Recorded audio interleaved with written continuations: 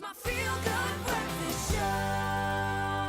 Welcome back. You're tuned into your Feel Good Breakfast Show, Expresso, right here on SABC3. Now, I recently visited the breathtaking Switzerland to learn a bit more about A. Vogel's Echinaforce and to find out about its benefits around colds and flus and it's the complications associated with them. Now, over the next 6 weeks, we'll be sharing some of my learnings and experiences from this educational trip, which will hopefully give you more insight into these annoying infections that just get us every single winter.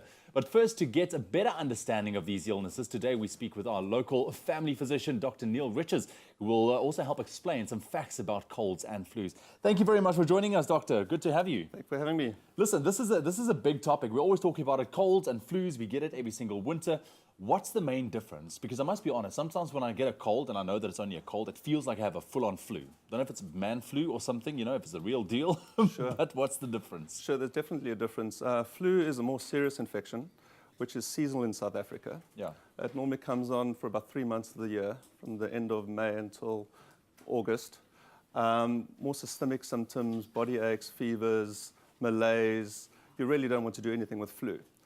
As opposed to colds, which is more above the neck, sore throat, headache, and it's a milder infection, which is more short-living and self-limiting. Okay, well, that's one way. So obviously the physical symptoms, have you actually guys worked out exactly that's the flu period, and does it stay within those kind of parameters? It varies by a month or two, but tends to be May. It arrives in South Africa and leaves in August, September. It seems to be related to the cooler weather. Yeah.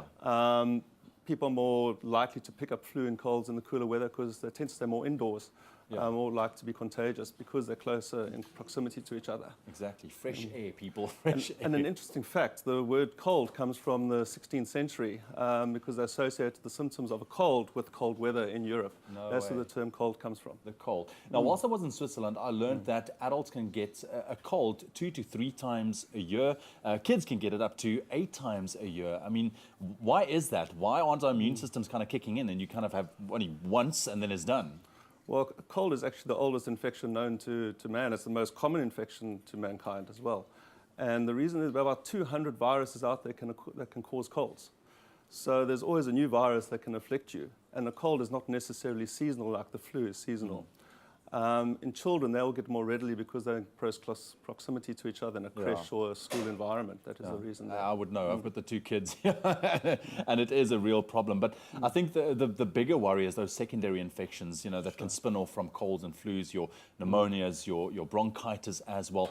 At what stage would you say that we need to go and see a physician like yourself and really start thinking about antibiotics? Because personally, for me, I don't like to go the antibiotic route. I want to try and, you know, push it out as far as I can. Sure. Well, certain people will be more susceptible to having secondary infections. In terms of the elderly, people above 65, or people with lung disease, kidney disease, diabetes, they'll have a low threshold to need to present. And children under 5 who get sick with recurrent ear infection. So there'll already be a history with those people. They will know that they're more susceptible to secondary infection. But normally things localize. For example, if your chest closes, you get short of breath, you get chest pain, you get ear pain one-sided. If you can't swallow, if things get more severe and you're not getting better after a few days, then it's more likely that you need to see a health professional. All right, and also just don't go about self-diagnosing, you know, because you can get it wrong, I'm sure. Sure, but you can self-treat yourself for a few days initially with colds and flu because it is self-limiting. You can use decongestions, pain medication. And the important thing with colds and flu is antibiotics do not kill colds and flu. Only the secondary infections is it appropriate to use antibiotics. Wow, there we go. That's an interesting point to note as well. I also need to ask you, I know there's a lot of people like me out there, you know, your exercise is very, very important for you. I try to get it in on a daily, but you can't avoid things like the colds and the flus. And sometimes people kind of continue pressing through, and I myself has been through that as well, which is probably not the smartest thing to do. At what stage do you need to draw the line with regards to having a cold or a flu and exercise? In sports medicine, talk about the neck rule. If your symptoms are above the neck, be it a sore throat or a headache, you can do mild exercise. So you can still exert yourself. Mild exercise. Yes. Don't train for the Comrades Marathon, but you can do keep active. If it goes below the neck into the chest, absolutely no exercise for at least a week. Is there any way that you can avoid getting sick at all? Is there a way that you can set yourself up so that you are not susceptible to the colds or flu in a particular year? Like if you think about flu shots or something like that. Well, the flu injection has been shown to help. Certainly, certain people should have it, the elderly or children with recurrent infections, and that's given normally in about April in South Africa to cover you through the winter season. But a lot of people ask me the question, why is it you doctors never get sick?